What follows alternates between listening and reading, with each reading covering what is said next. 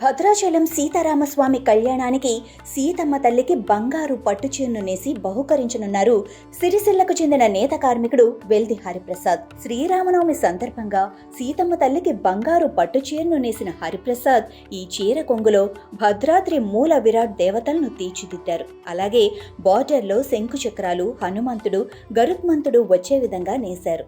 అత్యంత కళాత్మకంగా నేసిన ఈ చీర మొత్తం శ్రీరామ రామ రామీతి రమే రామే మనోరమే సహస్రనామ తత్తుల్యం రామనామ వరానని అనే శ్లోకం 51 సార్లు ఉంది. ఈ చీరలో 1 గ్రాము బంగారు జరీ పట్టుదారం ఉపయోగించారు. చీర బరువు 800 గ్రాములు కాగా ఇది 7 గజాల బంగారు చీర. గతంలో ఇలాంటి అరుదైన ఎన్నో చీరలు నేసిన చేనేత కార్మికుడు హరిప్రసాద్కు సీతమ్మ వారి కోసం ఈ బంగారు చీర నేయటానికి 10 రోజుల సమయం పట్టింది. ఈ అరుదైన చీరను సీతమ్మ వారికి సమర్పించాలన్నది ఆయన ఆకాంక్ష, అభిలాష కూడా.